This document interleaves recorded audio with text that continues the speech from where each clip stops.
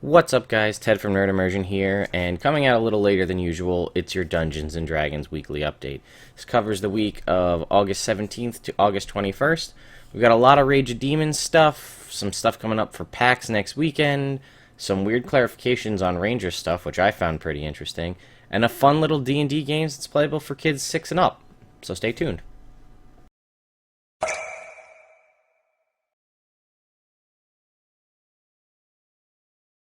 Coming up first here on the Sage Advice compilation, this one kind of shocked me a little bit.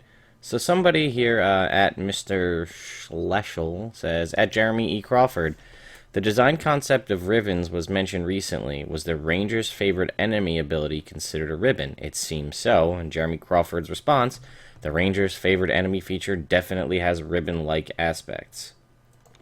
For those of you who don't know what a ribbon is, this is the official name for the Dungeons & Dragons in any kind of 5th edition class, where they have something that is kind of cool sounding, but it doesn't actually have a mechanical benefit to the game, at least in any major way. Like, if you saw anything for the Stormborn Sorcerer, this was like their ability to slightly control the weather. Like, they could stop it raining on their character or redirect the wind, but, you know, not enough to actually, like, push an arrow or something out of the way, just that purpose. Now, I'm sorry guys, it's kind of loud. I'm gonna put that on vibrate. But the problem with this is the favorite enemy is sort of the Ranger's whole deal. Like, that's the base Ranger, one of the main things that you get, and your 20th level capstone ability is keyed off of your favorite enemy choices. And one of the developers here is saying that it has a ribbon-like aspect. And like I said, a ribbon is something that's not supposed to really mechanically provide you any benefit. It's just something there to add flavor to the class.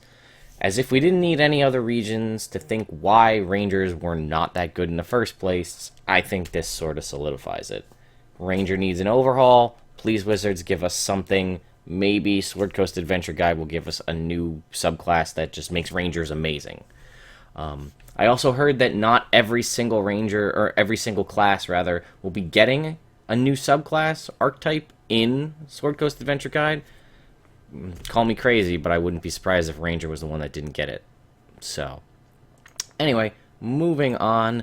A whole lot of first edition things, especially Forgotten Realms related stuff, has been added to D&D Classics. I've mentioned this before. Dungeons & Dragons Classics is sort of, you can go and you can see the prices here, $250, fairly cheap. This is again sorted for Forgotten Realms First Edition. They just put this announcement out there. But any old school Dungeons and Dragons pre-written campaigns or anything like that that you might be interested, you can find on D&D Classics. Obviously, you need to be familiar with the system.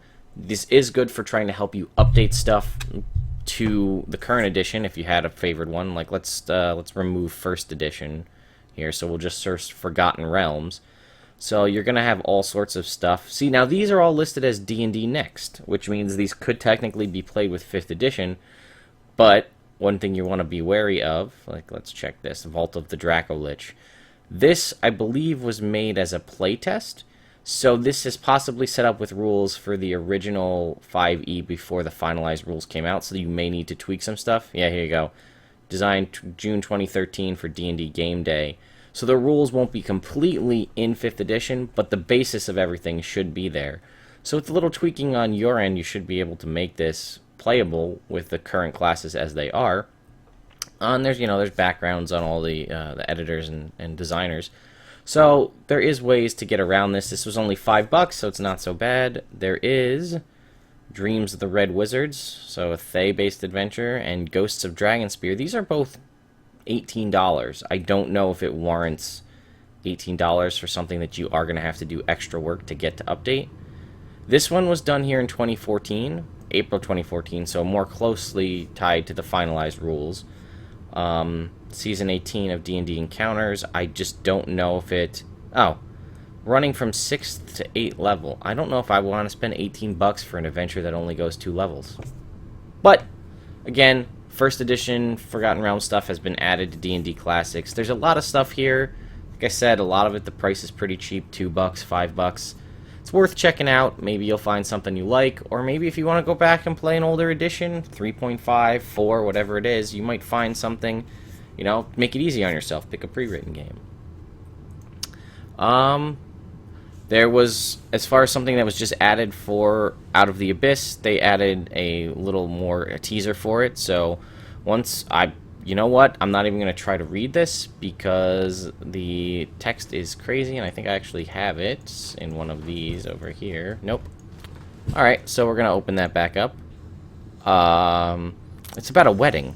Once aware of that person, Zuggtmoy seeks to control the massive fungus. She makes a show of wooing the massive fungus with a grotesque courtship that she plans to culminate with a repulsive mockery of a wedding. So this brings you a preview, The Fetid Wedding. So here you go. So just a random little preview of Rage of Demons. Speaking of classic stuff, we already talked about classic pen and paper stuff. Well, here on www.gog.com, again, as always, all the links will be in the description, a ton of classic D&D based games have been added to this website. So here you want to talk about classic, here you go. Old school 8-bit classic adventures. For $10 you get, these are DRM free as well. Money back guarantee on these, but you've got Eye of the Beholder 1, 2, and 3. This is Menzo Baranzan and Dungeon Hack. You got a whole bunch of games here, and there's a promo up to 80% off. And it looks like you've got Baldur's Gate 1 and 2, Neverwinter Nights Diamond, Neverwinter Nights 2 Complete, Temple of Elemental Evil, Icewind Dale 1 and 2, Dragon Shard, Demon's Stone. A lot of the classic Dungeons and Dragons games are all available here at GOG.com. So if you're looking, I mean, again, not that, if you, aside from just playing the game, these could also give you a good springboard for coming up with a campaign, especially if you know your players haven't played any of these games before. You could log in, you're playing yourself a fun video game, and then turns around and look, now I have an idea for a future campaign of myself. I've definitely done that before. I have Neverwinter Nights Diamond. I never got Neverwinter Nights 2, but I wanted to get into it. And I also am a big fan of Icewind Dale and Baldur's Gate. So, you know, you can grab ideas and quest lines and turn them into ideas for your campaign. So, worth checking out. This right here is a forward. I think I actually have it somewhere else. But we actually got the preview of the forward for Rage of Demons here. So, to myself, in the mindset of telling an Underdark-themed story set in the Forgotten Realms, I went back and read Exile by R.A. Salvatore, one of my favorite Drizzt novels. Tells the story of a Dark Elf's initial... You know what, my feed keeps rolling, so let's pick something else here. Here we go. It tells the story of the Dark Elf's initial ascent to the surface world. Along the way, Drizzt encounters weird Underdark characters, including a deep gnome with hammers for hands, a Petch, a small earth creature, polymorphed into a hook horror, and a crazy wizard with a Daern's instant fortress. After reading the book again, I was reminded of Alice's adventures in Wonderland and Through the Looking Glass. That's when I decided that our Underdark tale was going to draw inspiration from Lewis Carroll's works. We would paint the Underdark as an insanely wondrous domain in which our heroes must descend. First, we needed a villain as deranged as the Queen of Hearts. Lolth was an obvious choice, as was Zuggtmoy. In researching the latter, I was reminded the Demon Queen of Fungi's ongoing feud with Jubilex. That's when it occurred to me that we could be bold and tell an Underdark story featuring not just one Demon Lord, but several of them, maybe even all of them. We knew that our demon-infested tale would have 2 Drizzt novels as bookends, so we asked R.A. Salvatore to help us break the story. We also asked Troy Denning, another one of our talented authors, to join us, since he was writing a novel about Orcus. Out of those discussions came the Rage of Demons storyline, which we presented to the folks at Green Ronin. Kalu Kalay. They agreed to collaborate with us on D&D adventure, on a D&D adventure. This book you now hold in your hands. Have fun with it, and may the stories of your players' harrowing exploits be as wonderful and unforgettable as any great novel. Christopher Perkins, June 2015. So this is the forward for Rage of Demons. As is customary with any kind of release of another Dungeons & Dragons book, Wizards of the Coast does give us previews Every couple of days, we'll get a snippet. We might get a picture. We might get, an excerpt or just a text block. They did this with the Player's Handbook, the Monster Manual, and the Dungeon Master Guide. They tied the DM's Guide more heavily into Extra Life.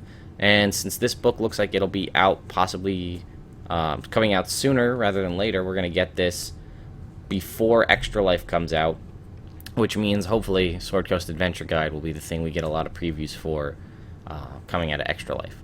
So that's a little teaser there. That's the foreword of Rage of Demons.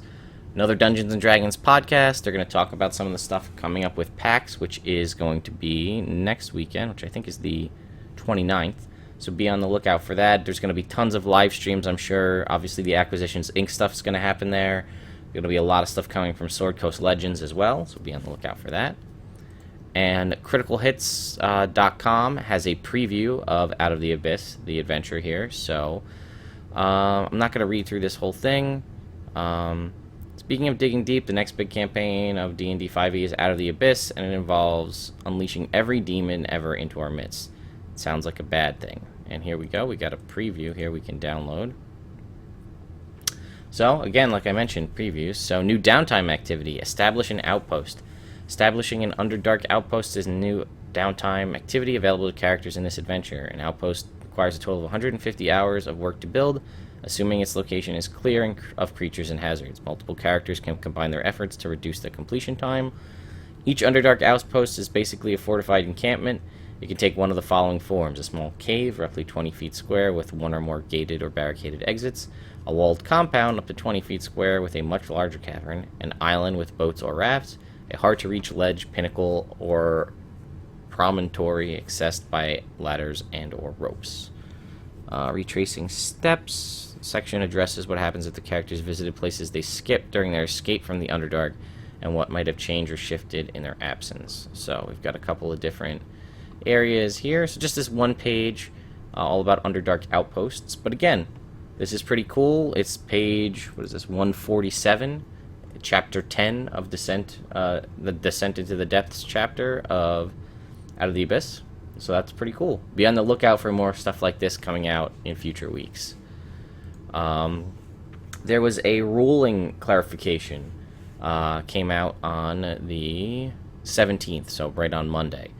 Some of these, I feel like most people, at least in my experience, understood what these were about. Just but a clarification if you had trouble understanding some of the rules. So, basic one here, Fighter's Action Surge just adds an extra action, does not give an extra bonus action. Does Archery's fighting style work with a melee weapon? No. Ranged weapons are ranged weapons, that's what Archery works with. Dagger, hand axe, still a melee weapon, but you can make a ranged attack. That's the big thing to take away from this.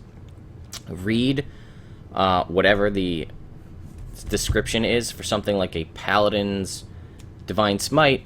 It says making a melee weapon attack. The difference is melee weapon, ranged attack, melee attack. That's where your really big difference is on your spells, on any of your class features. Archery says it benefits ranged weapons, not ranged weapon attacks. So if something is classified as a ranged weapon, then it will benefit from archery. For instance, a javelin you can use it to make a ranged weapon attack, therefore archery does not apply. The only thing, and again, paladins attacks say with a melee weapon. So again, things to read and check that out. Does martial arts feature turn a monk weapons and unarmed strike into finesse weapons? No, they are not considered finesse weapons, so that means it does not benefit from sneak attack, which is kind of a bummer, but that means your shadow monk rogue is not going to be as good as you thought. Whirlwind attack doesn't allow you to move.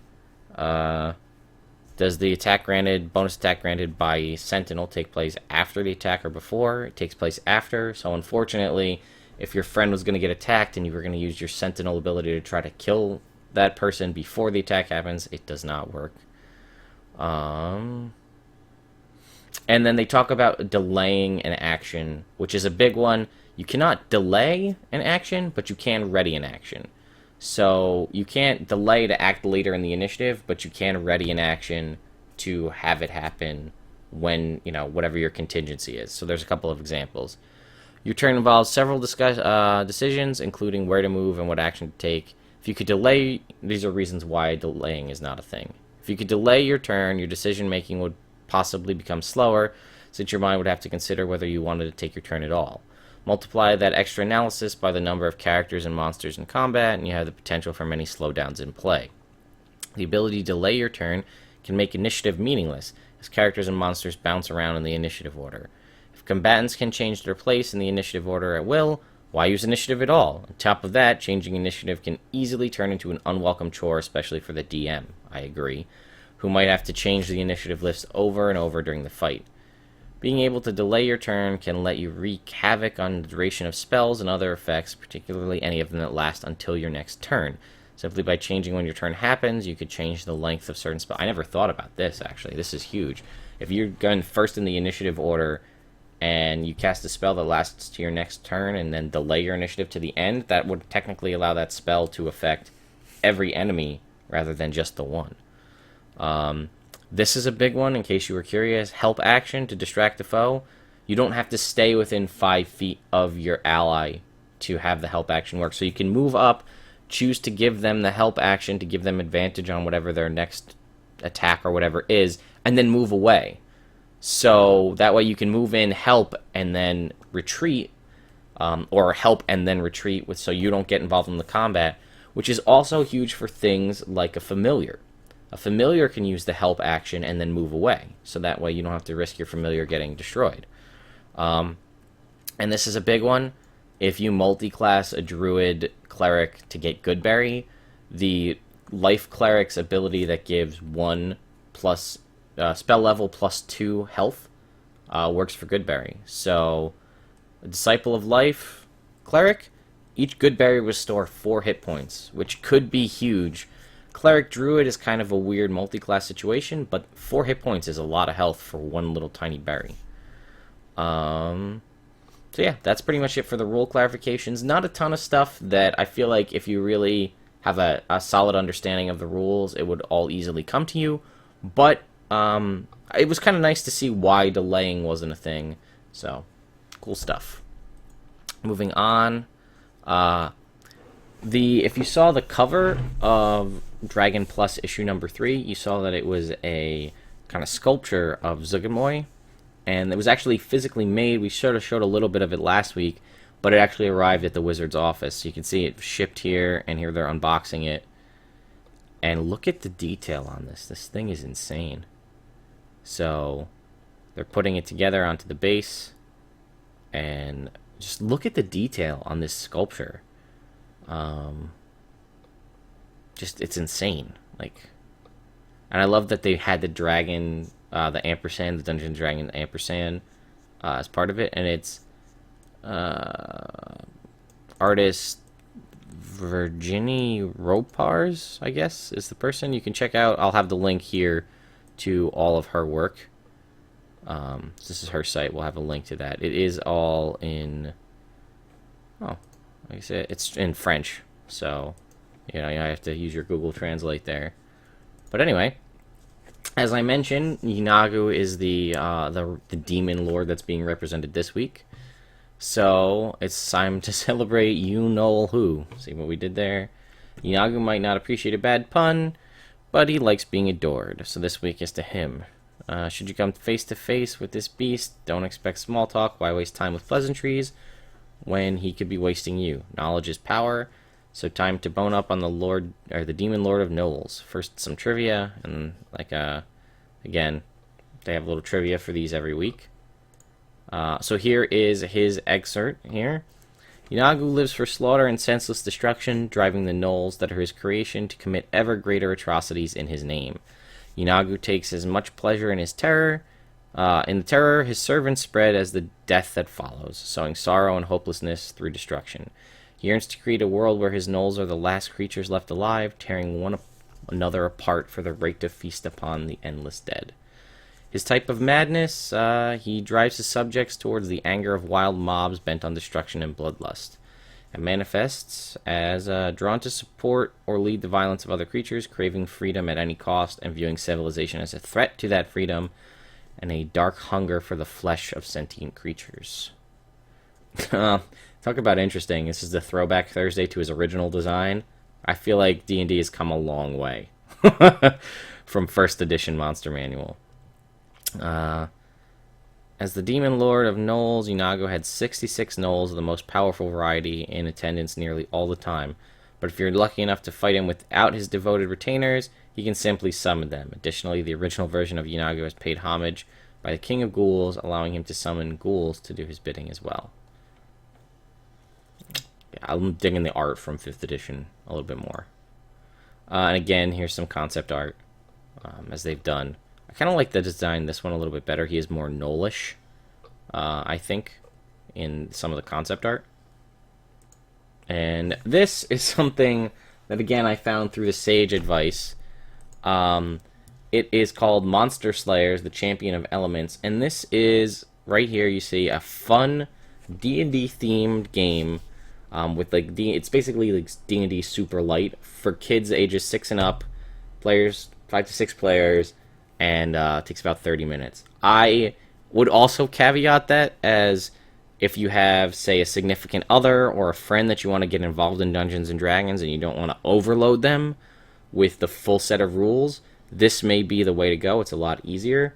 I know I've tried miserably and failed to try to get my wife to play D&D more times. I mean, kudos to her for putting up with it for this long, but you know, there's a lot of stuff, especially if you started with 3.5 or something like that. The mathematics behind it was insane.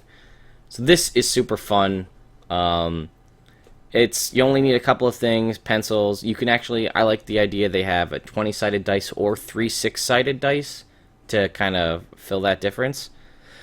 Print out the adventure, and you give hero cards. So here's kind of how it works. Each hero's turn, a player can move their hero up to their hero speed, use an attack, and then use their special power if possible.